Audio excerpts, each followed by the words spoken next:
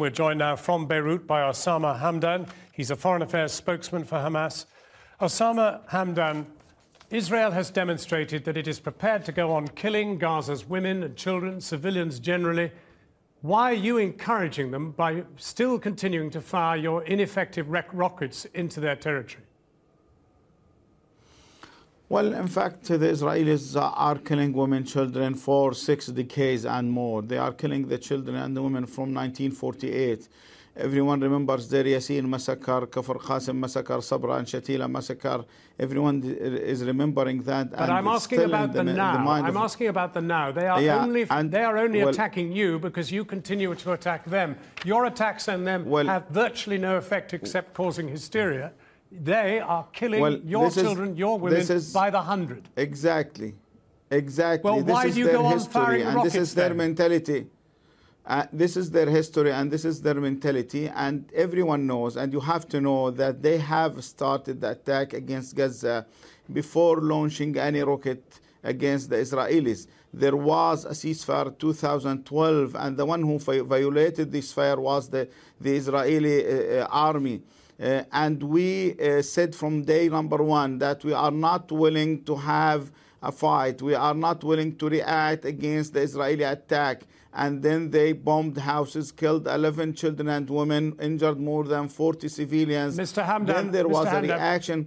Then there was, excuse me, then there was a reaction. Excuse me. Yeah. No, it's not fair to say whoever started, the Palestinians have to stop.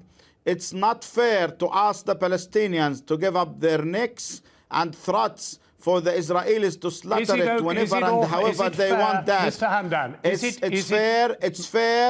it's fair to make pressure on Israel as an occupation to stop their attack against the civilians. Is it fair to put your women, children, men in the line of fire of the Israelis simply because you will not stop firing your rockets? They are pointless. They're achieving nothing. We did not put the children and the women in the line of fire. In fact, the Israelis are killing the women and children because their soldiers are dying in the field.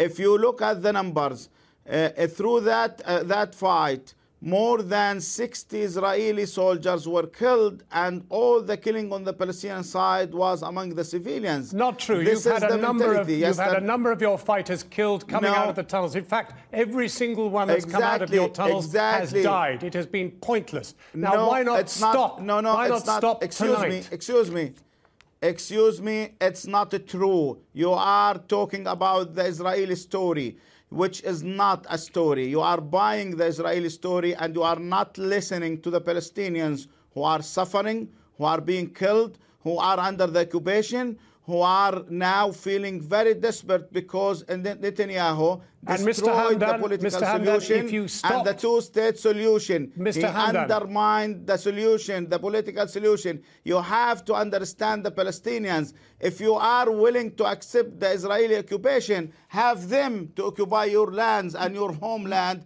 and welcome them there. Mr. Hamdan, the world is sympathetic to the Palestinians' condition in Gaza, but you appear not to be. The world wants to save the women and children in Gaza. It appears you do not want to. If you stopped firing your rockets tonight, you would embarrass Israel into stopping fighting you. This is totally false. We have agreed on a humanitarian ceasefire for several times, and the one who violated the ceasefire was the Israelis every time they violated the ceasefire.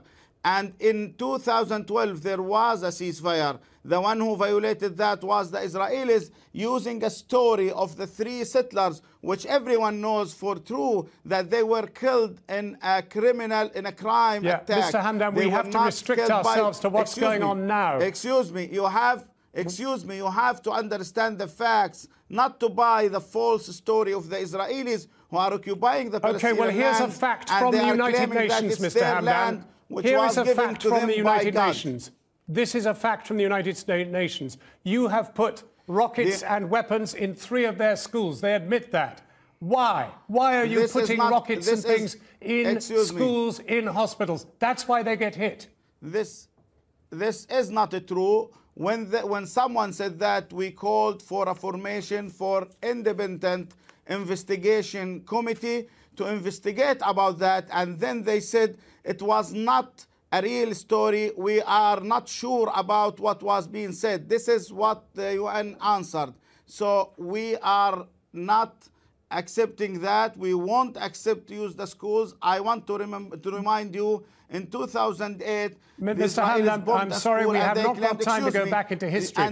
What the people of Gaza are pleading for is a ceasefire. You don't want to hear the history of the criminals, and you want the Palestinians to accept the crime killing their own people. Osama Hamdan, today, I'm afraid Ban Ki-moon said, excuse me, today Ban Ki-moon said that there is no excuse for bombing the school in Jabalia. That was said by Ban Ki-moon today after the Israelis bombed the school. Osama Hamdan, thank you very much indeed for joining us from Beirut. That is Hamas's Foreign Affairs spokesman. Kathy. Thanks, Jon.